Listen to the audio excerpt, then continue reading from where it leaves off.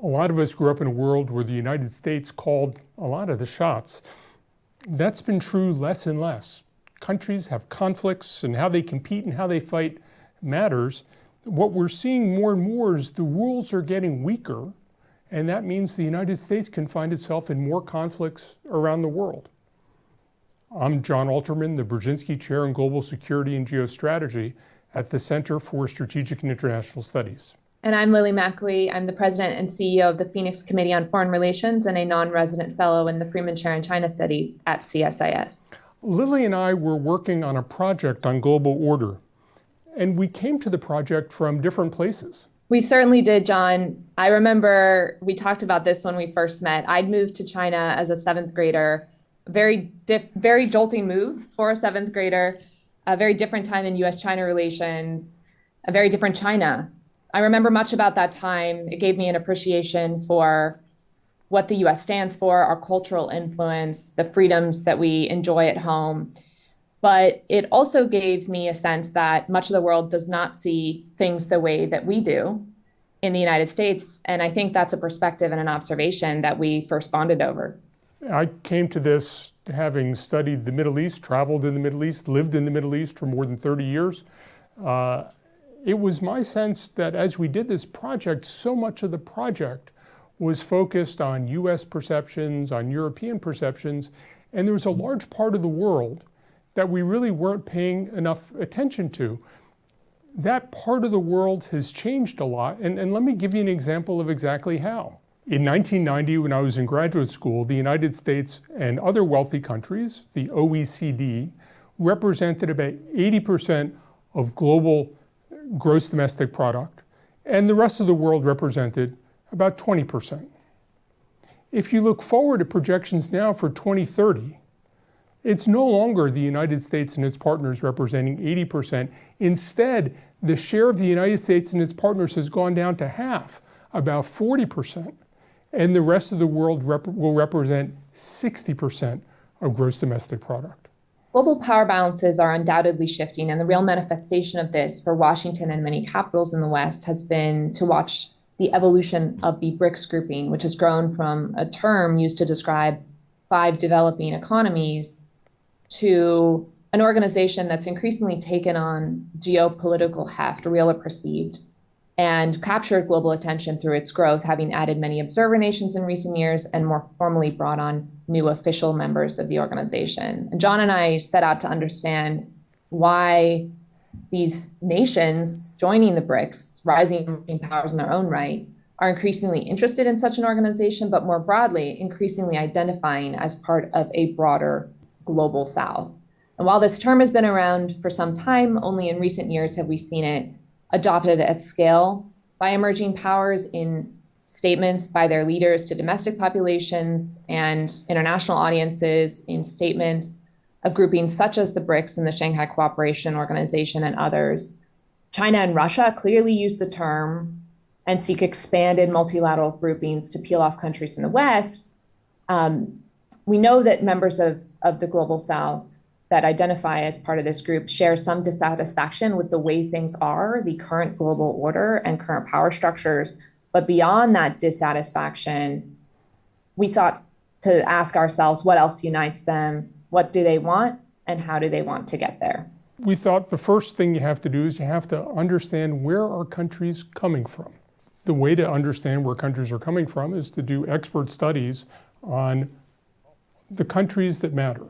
So we looked at Mexico, Brazil, South Africa, Saudi Arabia, the United Arab Emirates, Turkey, India, and Indonesia.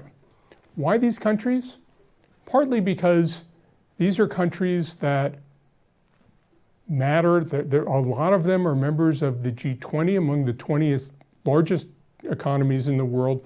They're not members of the G7, that club of democracies close to the United States, the wealthiest countries in the world. For all these countries, they tend to be regional powers. They tend to be deeply integrated in trade in their region, and they tend to be deeply integrated in trade with the United States, with China, and with Russia.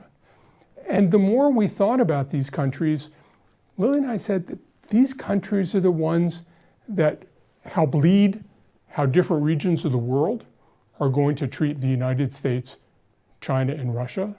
They're the ones who will determine whose rules matter. Do rules matter? And the only way to understand what they're doing individually is to study them individually. So we commission papers from experts to look at these countries. How do they see their history? How do their economies work? How do they see their future? What do they think about security, and what do they think gives them security? And what we found was really a key commonality among these states, which we are calling hinge states because of their regional importance that Jon just described, is that they share a sense of precarity, of urgency, balanced with a sense of agency. So across the reports, we found that while these countries are different in their wealth, in their political orientation, in their cultural heritage, in their history, even in their interests, and they're also coming at the global order from different perspectives with a shared sense of grievance, but a different origins of that grievance. They see the global South framing and the solidarity following that framing as a pathway toward boosting their geopolitical weight. That's partly driven by their domestic politics. And it's interesting to look at their domestic politics. All of these countries have important domestic politics, increasingly volatile, even authoritarian countries where they don't have elections. But in many ways, not having elections means the leaders have to have an even better sense of where the public is. The leaders feel a need to stay in power, and it's harder and harder they feel to stay in power. They need to have legitimacy. There's something about the country's rising role on the world stage that gives them legitimacy, that helps drive how they see these issues.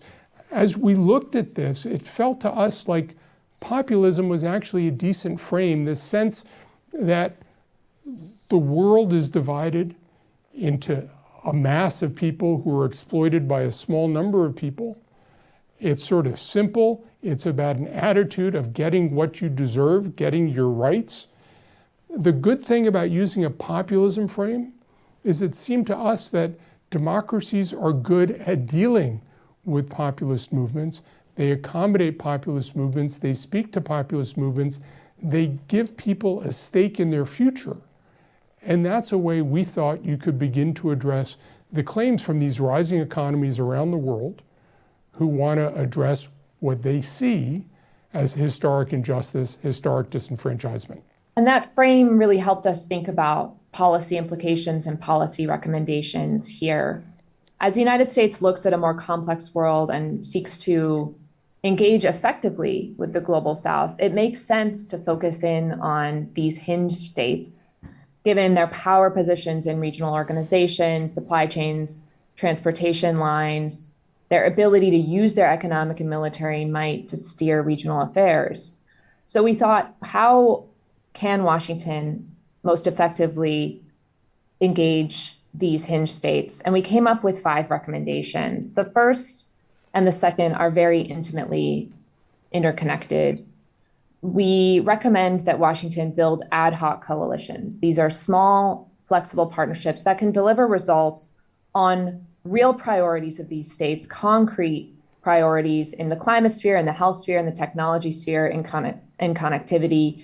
And there's an emphasis on tangible here. It's important to speak to real interests and priorities of these states and collaborate where the United States has an ability to help. This not only can help engage these hinge states where it matters for them, but by engaging these powerful regional actors in small groupings helps the United States can deepen its bilateral relationships with these countries, can build shared interests, can build patterns of cooperation that can be applied across other domains beyond these specific areas. We also think that the United States should offer better incentives. And as someone who studied China for a long time is familiar with the Chinese approach to foreign affairs that categorizes countries by strategic partnerships, comprehensive partnerships, all-weather partnerships. We recognize that oftentimes, from Beijing's perspective and the countries on the other end, these terms mean very little, but they do point to a partnership hierarchy that might hold some relevance for the United States in terms of creating clear tiers of partnerships with meaningful benefits for closer ties with the US and consequences for strained ones, while remaining open to cooperation at all. And I think the key here that we want to emphasize is the ability to adapt as behavior evolves, as relationships evolve, and be willing to prune or pare back relationships when ties deteriorate. We also think it's important for Washington to support a democratization of global institutions. We've talked about how these states share a grievance about the structures of power in the international system. We know that permanent membership of the UN Security Council, for example, has been static for decades. We think that Washington would do well to recognize the increasing role and responsibility of these countries by promoting a democratization of international institutions, which would also bind these countries more closely toward norms, principles that the United States supports. Finally, we think it's important for the United States to improve its messaging I think one of the reasons why China and Russia promote this idea of the global South is because it allows them to join many countries around the world in a embrace of the future that's very different of the past, and with it erode the power of the United States and its closest partners. But Washington should push back on this idea and adapt its messaging in this environment to take care to highlight how partnership with the United States advances fairness and shared prosperity, and adopt a more inclusive framing that recognizes the rising role and responsibility of these hinge states. I mean, it seems to us that the United States isn't really a status quo power. The United States is constantly reinventing itself. It's constantly reinventing its relationship to the world. The United States, more than any other country, is committed to developing human capital. And it's our sense that understanding that we're a country that's always been all about the future, to help align with other countries, to communicate to other countries that we still are their best bet for the future they want, is a way to bring these countries around, that we're not holding them down, we're helping lift them up. The alternative to having these countries on our side working with us to reform the international system is a breakdown in the international system where the bigger a state is, the more it can get away with. That kind of world is going to be a world that's a lot more violent and a lot poorer than the world we have right now. Absolutely. And one point that I think is really important that came out of our research is that in an environment of limited resources for diplomacy and foreign policy, US attention can be targeted. The United States can more effectively engage a wide swath of nations in the global South by focusing its attention on these 8 hinge states. This will do more than win over a certain set of middle powers, but it's also an important step in aligning with entire regions, given the centrality of these countries and the leadership role of these countries within their regions. So the best way to secure the future is really to bring along these 8 hinge states. And it's our sense that the Trump administration already sees some of this. We saw, of the 8 countries we studied in our report, 4 of them were part of the Trump administration's effort to move forward on a Gaza peace agreement.